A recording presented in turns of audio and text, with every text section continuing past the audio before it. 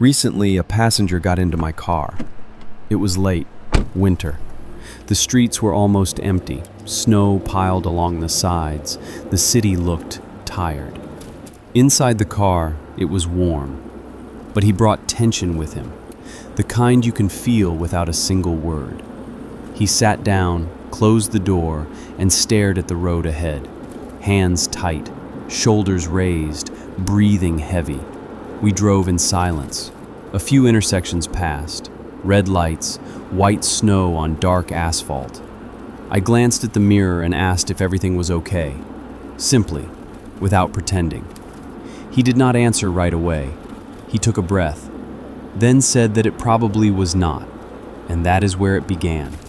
He said everything in his life started with a look, not words, not promises, a look that made him feel chosen.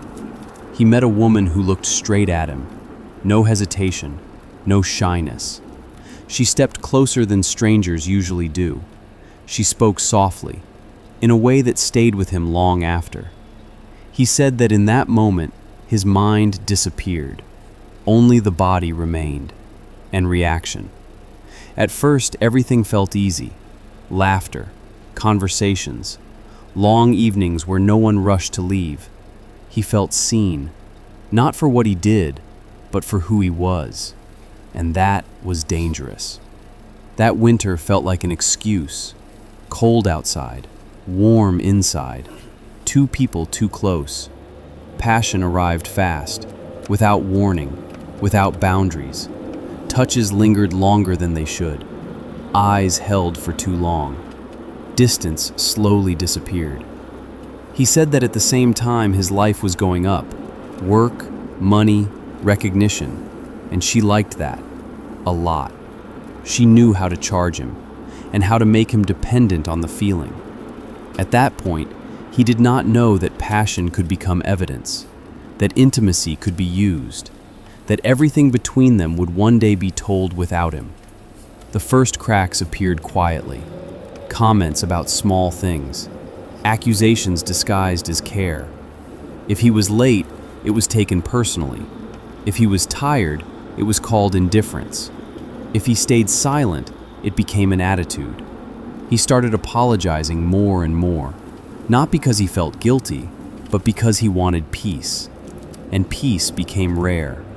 Passion mixed with control. Jealousy blended into closeness. Arguments ended with reconciliations that burned too hot. Emotion became fuel. Reason stepped back. He said that in those moments, he did not think. He reacted, and that reaction would later be used against him. He noticed that conversations were being recorded, a phone always nearby. Words were no longer free. At first, he ignored it. Later, he began controlling himself, speaking less, thinking longer. He said that by then, the relationship was already over, but he was still hoping. Then everything collapsed in a single moment. Accusations, documents, official statements. What had been private became public. What had been passion was renamed. What had been chaos was turned into a story. He woke up in a reality where decisions about him had already been made, without him. When the court process started, he believed facts would be enough. Evidence, logic. But court was not about truth. It was about versions. And one version had already been told louder than the rest. He sat there listening to strangers describe who he was. His exhaustion was called aggression. His silence was called guilt. His emotions became proof. Outside the courtroom, life moved on without him. Contracts were canceled. Projects stopped. Tens of millions were gone before any verdict. Money drained into lawyers, experts, processes. Every month cost hundreds of thousands, with no guarantee it would ever end. Friends disappeared quietly. No fights, no explanations. Winter continued. Nights grew long, silent, sleepless. He said the hardest part was starting to doubt himself, his memory, whether he had missed something. We stopped at a red light. Snow fell softly onto the road. White light reflected across an empty intersection. He said that staying silent almost destroyed him. If stories like this matter to you, follow. Not every ride is safe. Speaking up cost even more. Every piece of evidence was challenged. Every fact twisted. The process lasted years, with pauses, with delays, with constant pressure. When it finally ended, there was no feeling of victory, only emptiness and exhaustion. Most of the money was gone, reputation destroyed, life permanently changed. He said battles like this do not give you your old self back. They only leave you alive.